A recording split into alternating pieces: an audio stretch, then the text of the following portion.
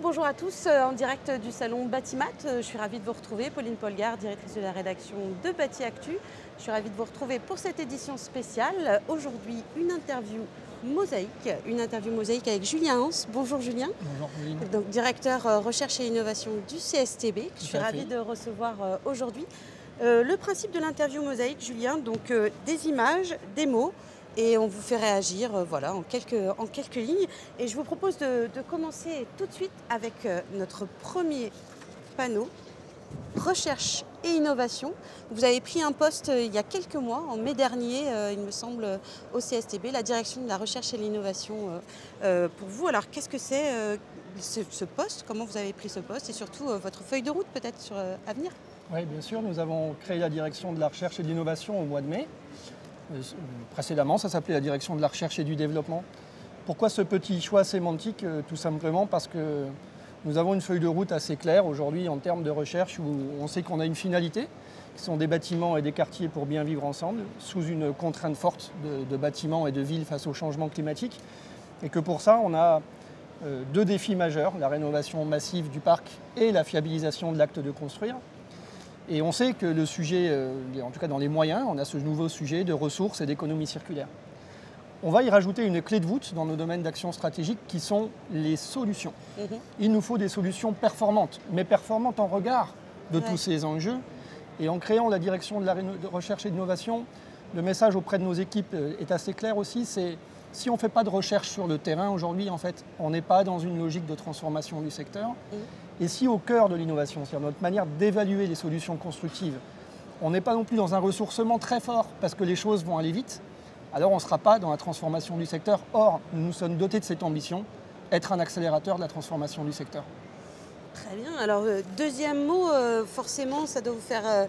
vous évoquez quelque chose, CAP 2030, donc, qui préfigure les prochaines réglementations. Où en est-on aujourd'hui? Oui, mais écoutez, déjà, c'est un acronyme bien choisi, puisqu'effectivement, on avait fait l'expérience suite à la réglementation environnementale 2020, et même encore avec les précédentes, qu'il est important d'avoir un cap commun pour la filière. Si on n'a pas un endroit où se retrouver sur des sujets clés, on mesure quand même qu'in fine, on n'est pas assez préparé. Donc je crois que déjà l'existence même de ce projet qui permet à un grand nombre d'acteurs de s'atteler aux sujets clés pour demain est une réussite. Et je crois que ce qu'il faut signaler aujourd'hui, c'est qu'on a 150-200 participants par groupe de travail. Oui, c'est donc ça rassemble l'ensemble de la filière, hein, rappelons-le quand même. Absolument. Et vous réfléchissez justement sur des données, élargir un petit peu ce qui était de la réglementation environnementale à d'autres sujets primordiaux aujourd'hui. Oui, l'idée c'est de, sans préjuger de ce sur quoi on pourrait réglementer, parce que finalement ça c'est quand même une décision du réglementaire. Bien sûr. C'est de dire, est-ce qu'on sera prêt si le sujet c'est la biodiversité, si c'est l'économie d'eau, si c'est encore moins de carbone, si c'est plus d'économie circulaire, est-ce qu'on sera prêt? Et être prêt, c'est disposer de méthodes, d'indicateurs, de choses qui tirent la construction dans le bon sens. Et ça se fait indéniablement dans une logique de co-construction d'une part, c'est-à-dire vraiment avec l'ensemble des acteurs, les petits, les gros, les leaders, et puis en même temps, dans une logique d'anticipation. Bien sûr. Alors, une image maintenant, alors vous allez vous dire mais qu'est-ce que c'est que cette image? Qu'est-ce que c'est que cette lampe? Qu'est-ce que c'est que cette lampe? Vous la reconnaissez, c'est la lampe du génie, le génie d'Aladin on pourrait dire. C'était un clin d'œil un peu à votre parcours. Je crois que vous avez fait une thèse j'ai un peu mes antisèches en génie mécanique, c'est cela. Mais je pense surtout c'est quelque chose sur lequel vous insistez beaucoup, c'est l'intelligence collective, le travail en intelligence collective. Oui, et puis l'intelligence autour d'être capable de se réinventer. Je crois que génie civil, génie mécanique, c'est des mots qui parlent beaucoup quand on regarde l'histoire des sciences. Et à un moment donné, on a changé nos manières de faire. C'est vrai, dans une logique peut-être quand même ces dernières dizaines d'années ou derniers siècles, quand même plus vite, plus haut, plus grand. Et on voit qu'on a fait des choses assez extraordinaires encore dans ce domaine-là. On a quand même des matériaux qui ne sont plus du tout les mêmes qu'avant. Et je crois beaucoup à ce mot du génie, c'est-à-dire le génie humain qui est en capacité de répondre à des nouvelles problématiques. Et je crois que devant les problématiques qui sont les nôtres aujourd'hui, de réinventer la construction. Alors c'est pas pour faire plus haut, mais c'est clairement pour faire différemment, parce que je crois qu'on a compris aujourd'hui, on en avait parlé Pauline il y a quelques années déjà, les bâtiments qui ne se démontent pas, c'est pas des bons bâtiments aujourd'hui, c'est pas possible, on le sait. L'avenir nous dira que ces bâtiments-là, on ne peut pas continuer. Et il va nous falloir beaucoup de génie et beaucoup d'intelligence collective pour se mettre en mouvement vers des objectifs de ce type. Alors, autre chose dont on va avoir beaucoup besoin, de la data De la data, c'est un outil aujourd'hui indispensable, mais c'est aussi un outil qui fait un petit peu peur. Comment est-ce que quelle est votre vision aujourd'hui là-dessus? Parce que bien évidemment, quand on parle de data, on parle d'intelligence du bâtiment, mais on parle du coup de performance du bâtiment, de pouvoir la mesurer. Il faut savoir qui gagne à la fin. Enfin voilà, est-ce que ce qu'on dit, ça va arriver? On parle beaucoup de garantie de performance. Bien sûr. La data, ça va être clé.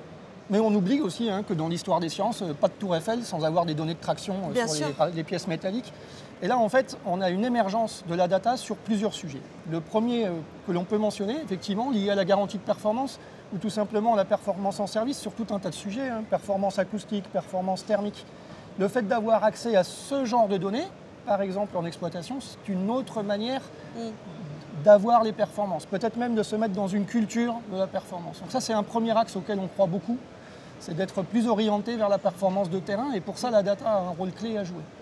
Deuxième type de data, on peut mentionner quand même la connaissance du parc. Oui, vous avez sorti de cette fameuse base de données nationale. Une base de données nationale des bâtiments. Et là, ce dont on s'aperçoit, c'est que disposer de beaucoup de data, c'est connaître son parc, c'est savoir sur quoi on peut agir. Je donne un exemple extrêmement simple. Avec des outils comme celui-là, on sait qu'on a 20% de nos logements existants sur lesquels on peut traiter 50% du gisement d'économie carbone de tout le parc. Donc c'est une économie d'échelle assez substantielle. Ça, c'est la data qui peut nous l'amener. Et je crois que de manière plus globale, il ne faut pas oublier, on a conçu des bâtiments sans simuler. On a pris l'habitude de faire de la simulation. Je crois que dans les années à venir, il faut se poser la question de comment je conçois aussi mes projets de bâtiments, d'aménagement, mes territoires, avec cette information qu'est la data. Parcimonieuse évidemment, parce que data dit aussi impact environnemental. Bien sûr. Alors, dernière image que j'avais envie de vous montrer, une image d'une équipe de rugby. Alors c'est un nouveau clin d'œil, parce que je sais que vous êtes un fan de rugby, mais aussi ce qui m'intéresse en fait, c'est vous entendre parler d'équipe. Parce que c'est, voilà, vous avez ce penchant pour le rugby, mais ça veut dire beaucoup de choses pour vous. Oui, ça veut dire beaucoup de choses. En fait, c'est ce que j'essaye de faire au travail aussi, de faire travailler les gens collectivement. Je vais vous parler du CSTB d'abord, parce que finalement on a des gens brillants dans cette entreprise et on essaye de les faire travailler collectivement. Et on sait que la transformation du secteur, elle se fera par un collectif fort. On a envie de commencer aussi par nous, donc on va se mettre ça. Je crois qu'on apprend beaucoup des sports collectifs et quand on a vu ce qu'un collectif pouvait faire, quand il est bien huilé, quand il a compris le sens de ce qu'il est en train de faire, du rôle de chacun, des apports de chacune des compétences, ça donne des résultats assez extraordinaires. Alors j'y crois beaucoup et on essaye de le faire dans l'entreprise. Puis alors on se rappelle aussi qu'aujourd'hui, bien évidemment, on parle aussi d'équipe. Cette équipe du bâtiment, en fait, finalement, tous les sujets nous poussent à collaborer. C'est fini le secteur en silo. Et ça nous ramène un peu au cap aussi. Je crois qu'on va commencer par nos équipes, c'est fondamental, mais tu as complètement raison. Si l'ensemble des acteurs n'est pas dédié vers cette transformation-là, je pense qu'on aura des déconvenus. Donc il y a un match à jouer, il n'est pas simple et l'issue, elle est collective. L'issue est collective, ce sera peut-être notre dernier mot pour l'ensemble des professionnels du bâtiment. Merci beaucoup Julien d'avoir joué avec nous le jeu de l'interview Mosaïque et à très bientôt pour une autre édition spéciale de Bâti Actu.